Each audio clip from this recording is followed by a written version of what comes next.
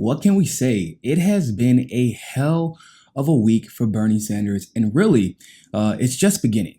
Now, Bernie Sanders shattered a record. I actually think it was the only time that's ever happened, $1 million in 3 hours.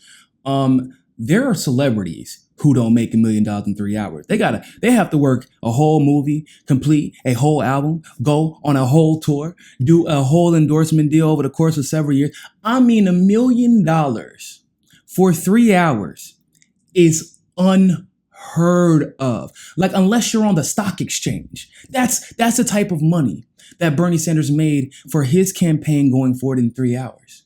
And of course, you all know he made $6 million in 24 hours. Of course, I would be a little bit worried if I was the Democrats, if I was Kamala Harris, if I was Joe Biden, et cetera, et cetera, et cetera. I would be a little worried. And it seems to me that they are, because according to CNN, Bernie Sanders to sign an affirmation that he will run as a Democrat in 2020. I know it sounds silly. It's like, isn't he running under the Democratic Party? Yes, he is. So I just want to go ahead and read this. Senator Bernie Sanders plans to sign a party pledge affirming that he will run for president as a Democrat in 2020 and serve as one if elected, according to senior campaign advisor Jeff Weaver. Now, the Democratic National Committee said on Tuesday that it planned to meet in the upcoming week with the presidential primary campaigns and distribute a form to the candidates who under bylaws agreed on last August will be required to affirm in writing that they are a member of the Democratic Party and will accept the Democratic nomination and will run and serve as a member of the Democratic Party. Sanders, an independent from Vermont who caucuses with the Democrats in the Senate and ran in the party's 2016 primary, announced his second White House bid on Tuesday morning. His refusal to more formally embrace the party has been a sore spot for some Democrats. I guess caucusing with them isn't enough, and letting them ride his coattails for the last 2.5 years also isn't enough. But that's neither here nor there. Let's continue. According to the DNC, all the announced campaigns have been invited to the meeting. Once they receive the form, they will have a week to return it. The DNC will present presidential campaigns that have currently announced their candidacy or the creation of an exploratory committee with the rules and the materials next week at a briefing, and this will include the candidate affirmation form, a DNC official told CNN. As any additional candidates enter the race, they will be provided the same information and will require to return that same form. Now, y'all, when did Kamala Harris announce? Okay, Kamala Harris announced on Martin Luther King Day, which was in January. Cory Booker announced on the first day of Black History Month. By the way, both of those ideas were stupid. Stop listening to your consultants, but whatever. Elizabeth Warren kind of announced somewhat before, but she officially announced even still the week before Bernie, I want to say. Klobuchar unofficially announced, and then she came out right before Bernie did, I think only a couple of days. Who else announced? Tulsi Gabbard, obviously. The day that Tulsi announced, Kamala announced like in the same day. What a surprise, right? Which I think was planned. Out of all three of those candidates, only one of them raised over $1 million in 24 hours, and that was Kamala Harris. Raised over $1 million in 24 hours. I'm putting all that in quotations because I got to see the FEC reports because I don't believe you. I don't believe you at all, by the way. So here's what's interesting about this. Why didn't you have all of them sign the same form? Right? Because they're trying to pretend that this is standard procedure. Now, they do sign agreements. They do. Bernie Sanders signed a similar agreement last time, except for it was a little bit more of like the general presidential nomination agreement, right? If you run as a Democrat, and if you whoever you get, you endorse, blah blah blah. Like it's kind of, that unfortunately is kind of like the norm. But they're creating a form to say once you become president, you'll serve as a Democrat. Why? Why is that form a thing? Why did it get talked about on Tuesday after Bernie Sanders announced? You know why? Please refer to the first 30 seconds of this video. $1 million in 3 hours, $6 million in 24 hours, and in less than a week, 1 million committed volunteers from every single state, money raised from every single state at an average of $27. That's why this form is going out. See, there's a lot that people don't realize about the Democratic Party.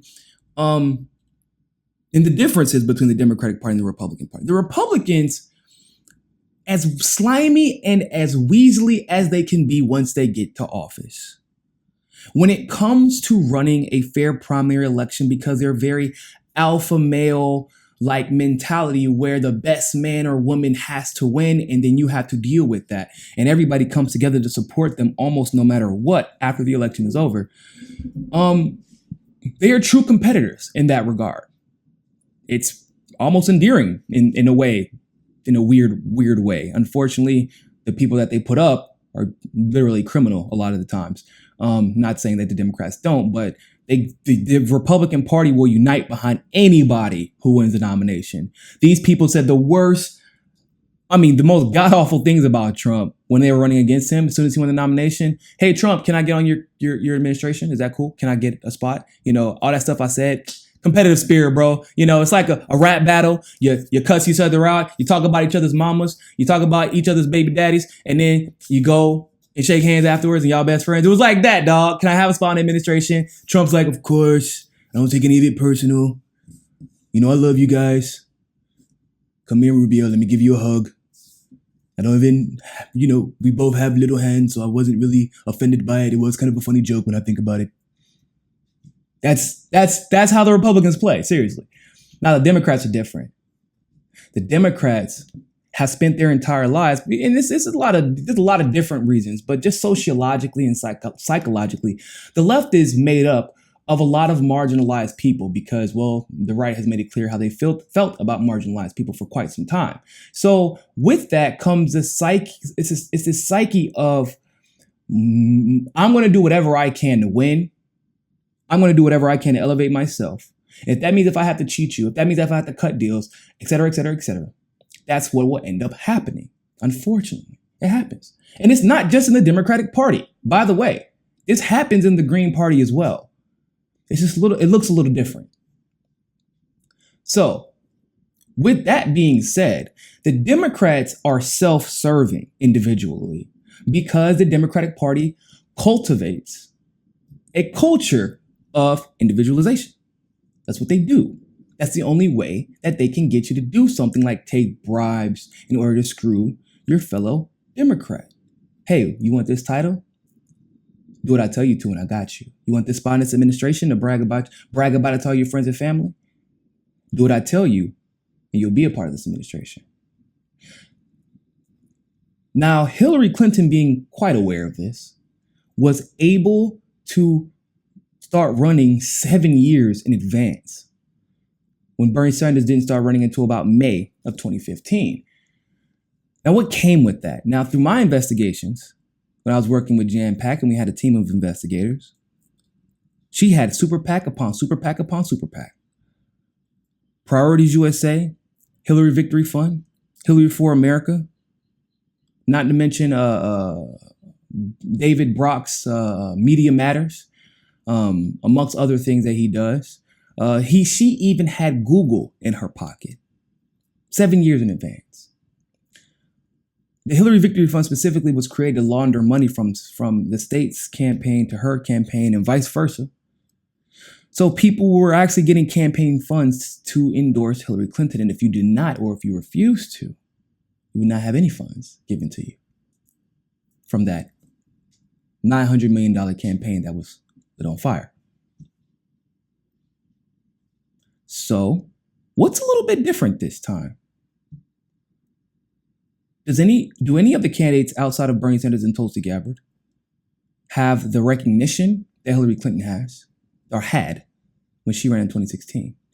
Did they have 7 years to prepare like Hillary Clinton did for 2016? Do they have the Hillary Clinton Victory Fund?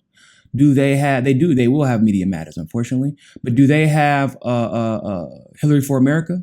Do they have Priorities USA and the several other types of super PACs that were backing Hillary Clinton at that time? Do they have the Clinton Foundation? Do they have the political clout that Hillary Clinton had? Where even if you didn't like her, you knew you were still getting paid and it was in your best interest to serve her because you may not have a job if you don't, because remember, she was the promised one. None of those candidates have what Hillary Clinton had. Some of them kind of have the media on their side, Kamala being one of them, even though they're kind of pivoting from that slowly because she's just not doing well. They don't have the media on their side quite like Hillary Clinton did, though, because there's too many of them. They don't have super PAC after super PAC because now all of these super PACs have to be careful because they don't know who's going to win. So now all the money they would have had is split up. Not like it was in 2016 when it was all focused on Hillary Clinton, when there was one big money laundering scheme for Hillary Clinton. So now you can't pay off every politician in every Democratic Party in the country. You can only pay off a couple here, a couple there, a couple here, a couple there. Even within the Democratic Party, the loyalties are now split from state to state to state. Why? Because they don't know who's going to come out on top. And they're still waiting for Biden to announce, and they're still waiting for Beto O'Rourke to announce. Well, if I work for this administration, or if I work for this, I won't get a guaranteed spot on this administration. If I work for this administration, I won't get a guaranteed spot on this one. So they're all spread out. Now, here's what's funny. Bernie Sanders has the opposite problem, and so does Tulsi Gabbard. But for the Democrats, they fear the results of Tulsi Gabbard. They fear the impending, like the results. I mean, they know what happens if Tulsi Gabbard wins president. They know this. That's why they're working their hardest to cut her off at the head. However, that isn't going to work for Bernie Sanders. They fear the impending doom that is the Bernie Sanders campaign. This man learned from Hillary Clinton. And I said this the day after he lost the nomination. I said, look, it sucks what happened, but this man knows what he's doing. I don't always agree with his methods. I don't always agree with his strategies. But as far as winning elections, he's proven that if he's patient, it always pays off. And he pays off in a big way with a mandate included. He lost the election. He said, okay, I see she got super PACs and endorsements. So what am I going to do? Hey, our revolution. Go and find candidates all across the country. Get them elected under my platform. I'm going to go over here and do my thing, though. Get them elected under my platform so that when it's time to endorse, we have the progressives on our side all over the country. Not only in the state level, which doesn't really, people don't always pay attention to the state representatives. People don't always pay attention to the U.S. House representatives. They don't always pay attention to their senators. But not only that, we have to get the municipality progressives elected because they are the ones who affect what happens in your town. So those are the ones we're going to pay attention to as far as the people are concerned.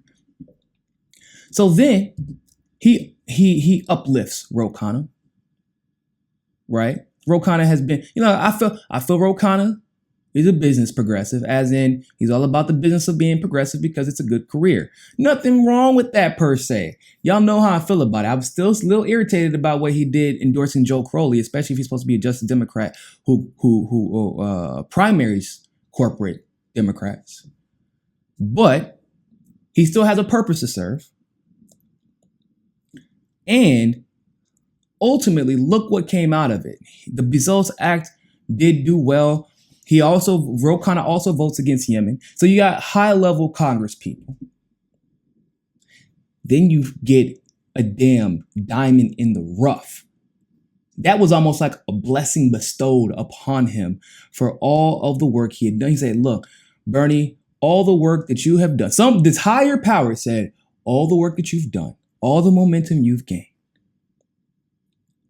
everything that you've done, we're going to reincarnate you and give that person all the fame, all the momentum, all your ideas, twice, 3 times as much as television time. And we're going to wrap it up in this little 5'1", 5 foot tall Boricua from the Bronx, your next door neighbor in New York. And we're going to make her the second most popular politician in the country, where she spits your ideas, where you are hated by the same people that she loves or that love her, these celebrities, these limousine liberals, if you will. So when the time comes and AOC says, I don't know what y'all are about to do, but I'm endorsing Bernie Sanders, who do you think New York is going to go to? You notice how in the last election, New York was everything. New York is going to change the country. The way New York goes will determine how the rest of the country is going to vote. Because that was Hillary Clinton. That was a narrative they wanted you to. That's how they wanted the narrative to be perceived.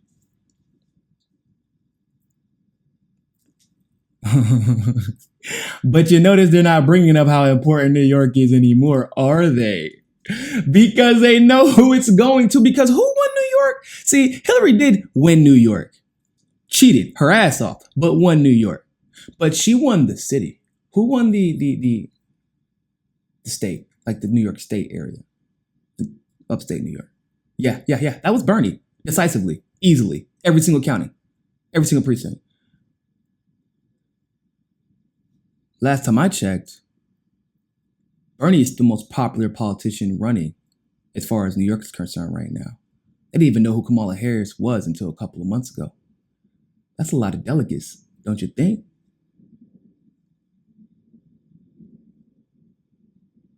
I'm just saying, there is a lot different.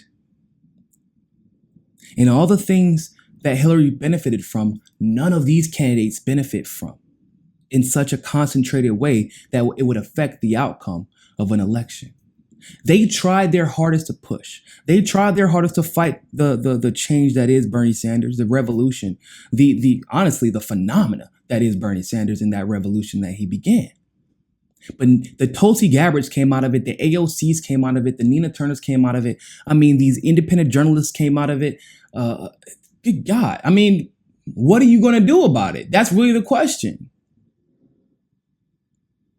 They fought and fought and fought. And at the end of the day, though, there are some Democrats, a lot of them actually, the Vermont senator for one, they're going to step back. They're going to look at this situation and they're going to be like, yo, these people can't do a damn thing for me. And I see what's happening. The writing is on the wall. This is Bernie Sanders' party now. You know, there's pushback, of course. But hell, even if it wasn't Bernie Sanders' party, this is his election. And the country will go the way Bernie Sanders wants it to over the next 8 years. And if you don't know that, you better look. I'm telling you. Even if they do cheat, guess what? It'll still go the way Bernie Sanders wants it to. I mean, but it'll be after the party literally is, all the dumbasses are eliminated, because that's what's going to happen. You're going to lose a house again if Bernie Sanders is cheated. You're definitely losing more seats in the Senate if Bernie Sanders is cheating. It's cheated. You might see some increase of support at the municipal levels like we saw, because that's what ultimately ended up happening. The municipalities ended up getting a lot of progressives, but at the national level. You think these consultants and these party members don't want jobs? They're tired of being poor and hungry. This is the truth. Bernie Sanders is the meal ticket for the entire party now, and they know it. That's why they asked him to sign this letter. Like I said on Twitter yesterday, you can tell Bernie Sanders isn't running simply to win. He is running to hand the establishment's ass to itself, so that there is absolutely no question whatsoever who was the winner in 2016 and who will be the winner in 2020. Thanks for watching that segment of Mi Casa es Su Casa. You can donate to our Patreon and keep helping the network grow by clicking on the link in the description below. And also, make sure you join us at JustNForm.com.